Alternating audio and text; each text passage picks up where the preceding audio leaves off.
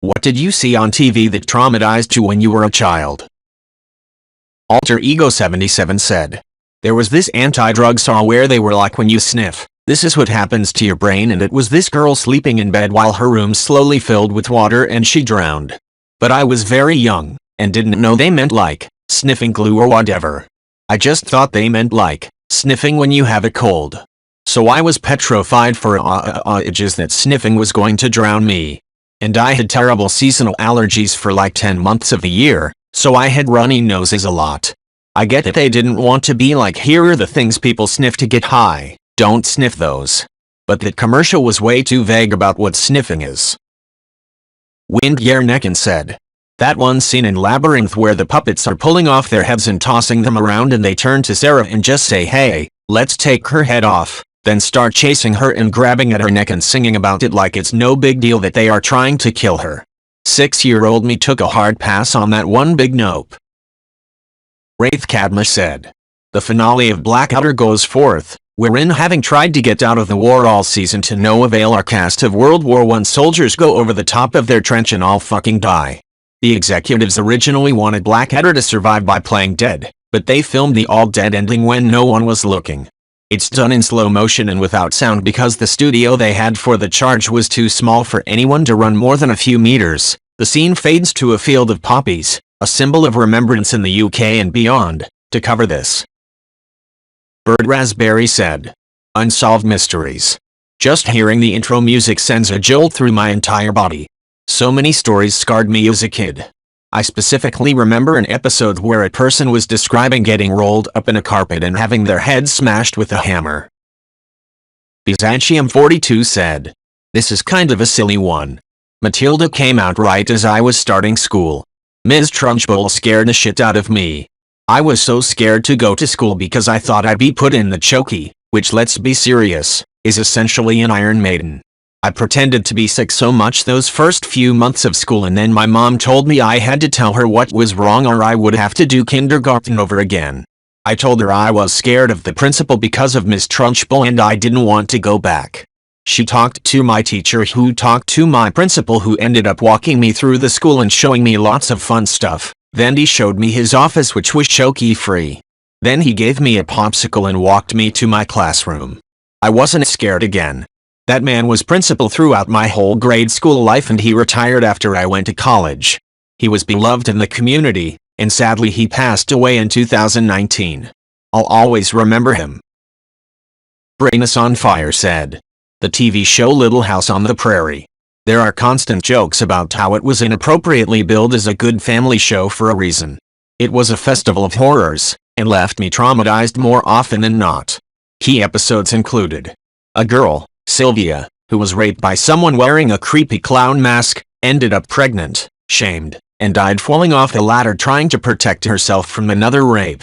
Albert ending up addicted to drugs, with horrific withdrawal scenes. Bizarre nightmares, including Laura and Albert as Indians with Albert in some crucifixion position, Mr. Olson beheading Mrs. Olson, Laura dreaming her own execution. Religious whack jobs kidnapping kids or keeping their own kids prisoner and beating them. Rat-infested grain causing sickness through the whole town. Ma getting an infected wound on her leg and hallucinating, to the point that it looks like she's cut her leg off. Laura's horse breaking a leg and having to be shot. A massive wagon accident where the kids watch, screaming in horror, as their parents tumble down the side of a massive hill and die. The blind school catching on fire, and Mrs. Garvey and Mary's baby being trapped inside, including a scene where it looks like Mrs. Garvey is actually smashing a window with the baby to try to escape. Cut to smoking bodies after. Brainus on Fire said, rabid animals attacking, from wild dogs to a pet raccoon, all involving gruesome scenes of stabbing and killing said animals. So many hostage situations, kidnappings, drunken rages, beatings and other forms of abuse, cruelty. Even the episodes that were supposedly uplifting freaked me out, like the woman who faked her own death and funeral so her grown kids would visit her, or where someone goes blind, regains sight or learns to walk again via trauma, and, oh, especially, everyone blowing up the whole town on the final episode. Ada, here's the Sylvia plus clown mask rapist episode. Enjoy your nightmares. https://www.dailymotion youtube.com/video/x7sasq9. Musata Penguin said, I remember how happy my parents were when I decided to go to a rural university and not to a city university because they thought it would be safer. I was a freshman at Virginia Tech during the shooting, and Columbine had been the only other serious school shooting before then, so it seemed like an outlier, like it would never happen to you. You just never think you will ever experience something so horrific, and it breaks my heart that it's become more commonplace. I'm an advocate for gun control because of it. No child should have to go to school afraid of being shot, nor should any parent be afraid of sending their child to school because a shooting might happen. Etheria Blotsky said, chimpanzees are brutal.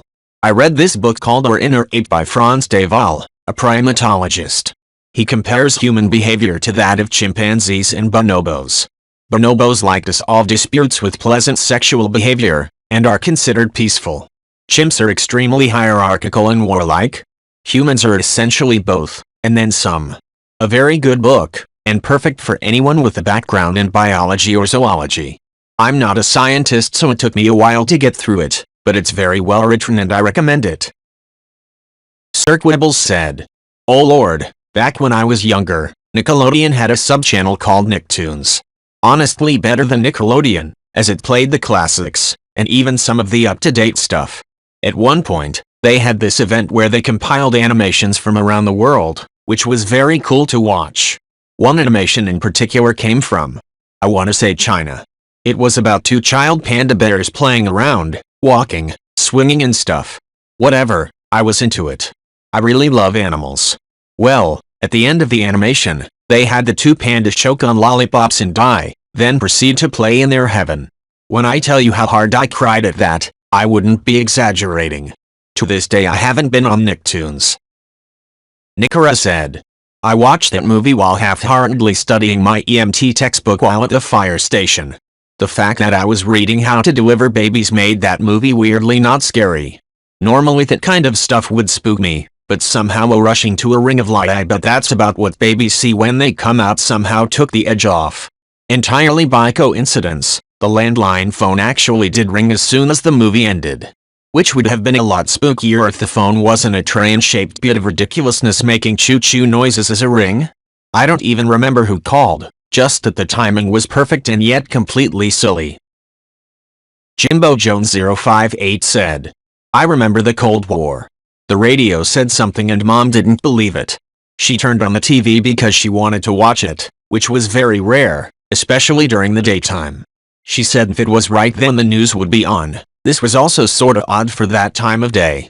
The news was on, like she had thought. The man on the TV said a bunch of things that I had absolutely no way of understanding. My mother said that this meant that it must be true, but that she still couldn't believe it. My father came home a bit later, at his usual time. First words out of his mouth were, "Did you hear?" Then my parents got drunk. Turns out that was the day the USSR had collapsed in on itself in epic fashion. The threat of being instantly vaporized had decreased by about 100%. Muppetus Maximus said, senior year of high school. I was in my war history seminar class, oddly enough.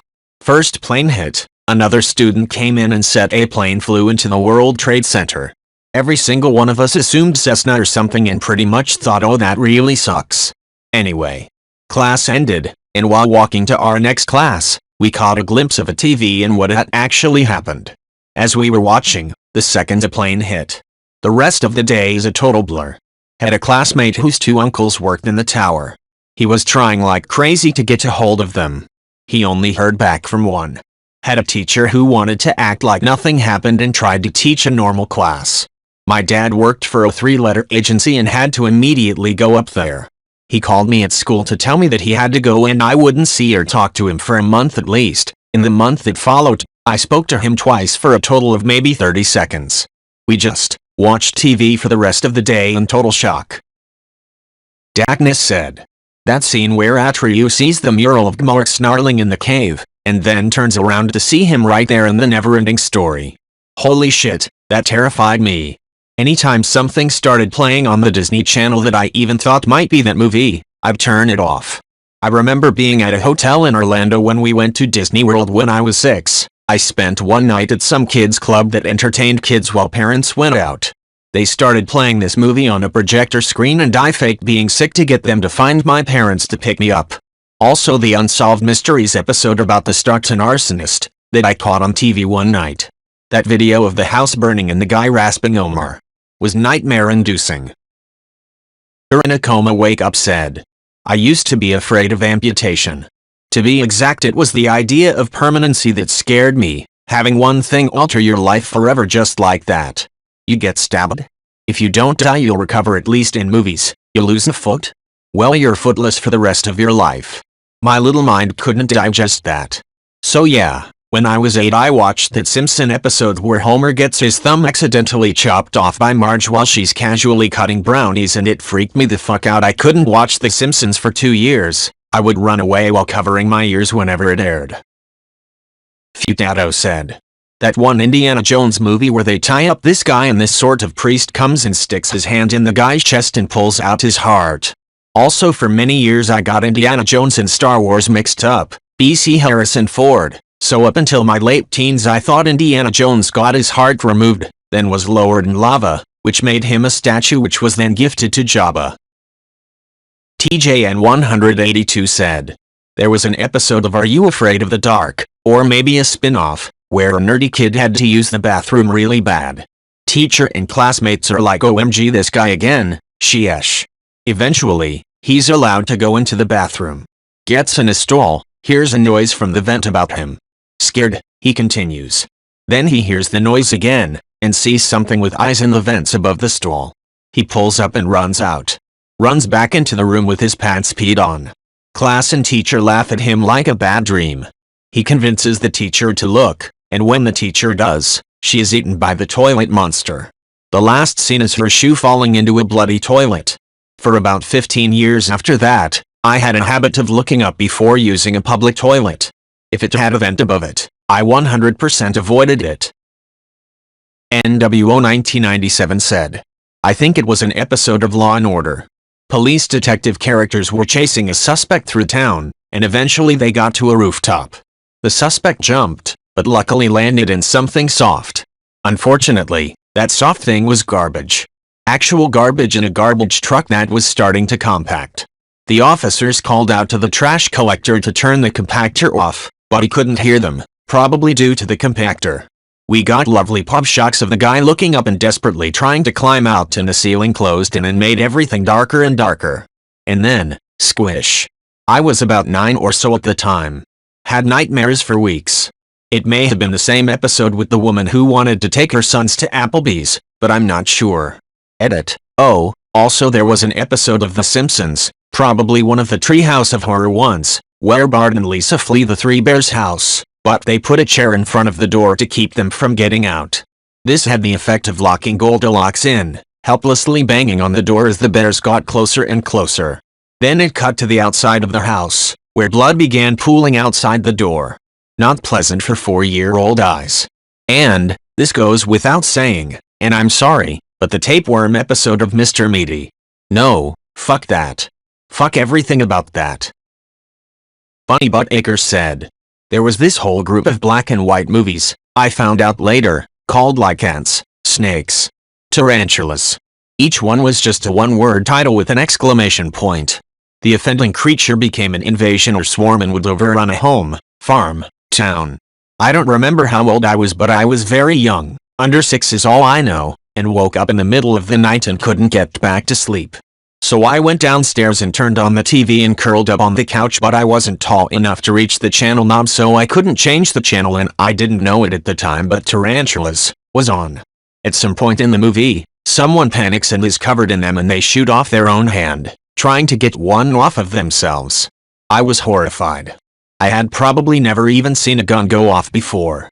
Certainly not the results of one. I never told my parents, but I also never argued when they said I wasn't old enough to watch something, lol. Fandorin said, I grew up in the USSR with very little access to Western media.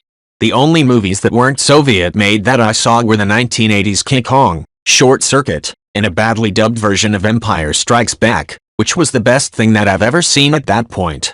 In the late 80s some people were able to get their hands on VCRs. My parents' friend had one and a bunch of bootleg VHS movies. One day we came over to his house, my parents and him went to the kitchen to hang out, and I was told to pick a movie and enjoy myself. I think I was 8. I picked Aliens because the box looked cool. I had no idea what it was about, I had barely any exposure to Western cinema, and I wasn't even a little bit desensitized to visual effects. I sat there for 2 hours straight, not taking my eyes off the screen. I didn't blink, and I may have set the world record for holding my breath. I was completely absorbed in the movie. To say that I was terrified would be a massive understatement. When the movie ended, it was time to go home. I didn't say a word to my parents. When I got home, I was already running a fever. I was sick for a full week, and I think I was full-on traumatized for a good decade. We came to the US shortly after, and I'm not exaggerating when I say I couldn't watch anything scary till my late teens. With more than 30 years between that day and now, it's one of my favorite movies of all time. I let my 10-year-old watch it recently after telling him the story, but he completely shrugged it off, and just thought it was really cool. Fucker. Lost Wanderer 02 said. This was mid-2000s. My parents left the TV on some news channel, possibly CNN. I sat in front of the TV and saw they were doing a news report on soldiers injured in the Iraq War. They were interviewing one soldier who is missing both his legs and one of his arms. They mentioned he was 19 and the reporter interviewing him is talking about how he is receiving great medical treatment and physical therapy that will improve his quality of life. The soldier becomes upset and trying to hold back tears basically says his life is over and that nothing will be okay ever again and that he wishes he never joined the army. The reporter then tells him not to worry, that he will be okay in time. Before the soldier can reply again, they cut away from him. I never forget this because I could see the pain and despair in that man's face and that he was not willing to play along with the reporter who was trying to do a positive story on the care Iraq War veterans were receiving. It also made me realize how much of a sociopath George W. Bush was, and I find it sickening that people now like him more just because of how bad Trump seemed in comparison. They are both monsters. Bills87 said. Too many. Ren and Stimpy, where Ren put his foot through a taxidermy dog. I didn't understand what was going on, just that a dog got hurt and I cried hysterically. Beavis and Butthead had an episode where they had a baby and taught it to swim. They put it in the water, laughing that it drowned. Again, hysterical crying, too young to understand, just that they killed a baby. Wasn't until years later I found out it was supposed to be one of those babies kids carry around to practice being a parent. Little older, Invader's bestest friend. Not Dark Harvest, no, I was fine with that. What I wasn't fine with was Zim ripping out a child's eyes and replacing them with the robot eyes in which the child is later killed. That freaked me out. Oddly enough, I usually didn't watch Ren and Stimpy, and my parents hit on Beavis and Butthead one day randomly. I don't ever remember either of them watching it. Zim was the only show I watched religiously and still enjoy to this day. Bestest friend doesn't freak me out anymore. Keith introducing a squirrel as his best friend and said squirrel later attacking him? Comedy gold. The Sick on Dice for Cats said. Most of the stuff that traumatized me as a child was either when I was really young, under 4, example, Child's music video with skeletons, or a teenager, Full Metal Alchemist. Except, there's an episode of Rocko's Modern Life where Heifer chokes on a chicken bone and dies. Always bothered me, more than the show itself. Something about the art style and everything always being dirty bothered me too, but to a lesser extent. There's an episode of Invaders Zim I saw once while sick, and before I was into the show, where Zim steals his fellow students' organs and replaces them with inanimate objects. It was really compounded by my being homesick, somehow. Actually, all 4 of these examples are body horror. In FMA I'm thinking specifically of what is there after the boys try to bring their mother back. Hell with Me Hurt said. There was a recurring sketch on Sesame Street that terrified me when I was a kid in the 90s, and I still get chills thinking about it today. It was a parody of Mystery, called Mysterious Theater, and it had a very scary opening sequence based on Edward Gorey's opening from the original show. There was a scary-looking painting of a woman in a graveyard holding a rose, I think, eerie music, thunder clapping, wolves howling, and a zoom-in entrance into a dark gravestone, think Viacom's V of Doom but darker eerier. The gravestone led into a scene with the Vincent Price-inspired Muppet, Vincent Twice, who had a voice and demeanor which were also very creepy. When I was a kid, every time this bit would be shown, I would run out of the room screaming and crying, so much so that my grandpa wrote a complaint letter to CTW. I wouldn't watch Sesame Street for years in fear that this would come on. Miss Anonymous 2021 said, "Not a child but mid-teens. It was one of these police shows and this one guy escaped court but on way out shot a policeman, think he died, and then jumped out windows. They eventually caught him and they showed him going back to court. His face has haunted me since. It was so swollen you couldn't see his eyes. They even tried to cover half his face with spit guard things so couldn't see extent of damage. His mum was screaming crying, look what they've done to my son." This wave of fear came over me and started cringing. I could feel how scared this guy must have been and how horrible this guy's life had been from police taking revenge and no one could save him. Strickeslahoma said, "Posting this just in case anyone knows what it is, have searched for it but can't find it.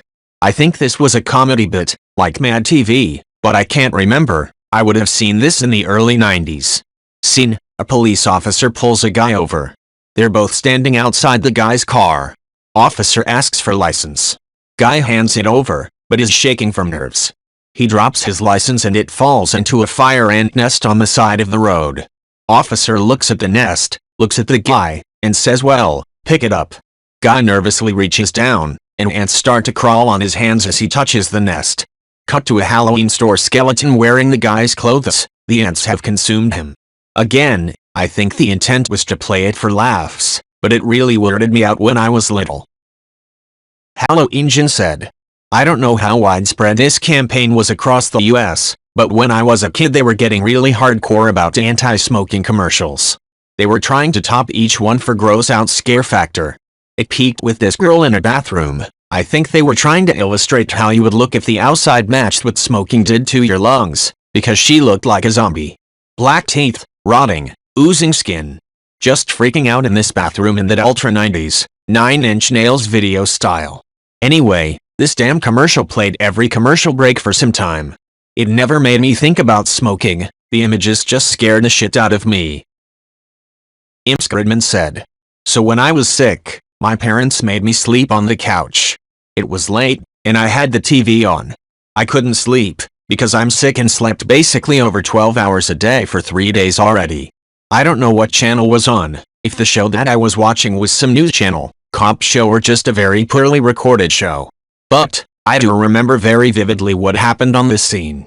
This woman was being arrested, I'm not sure the reason, but she was handcuffed and put into the back of a cop car.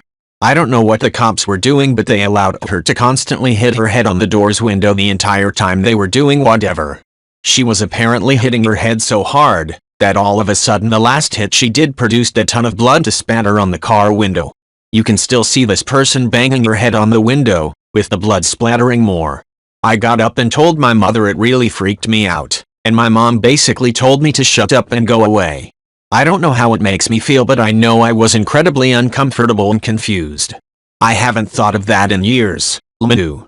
I think I was maybe 7-10? Fdmethdu said, "A movie.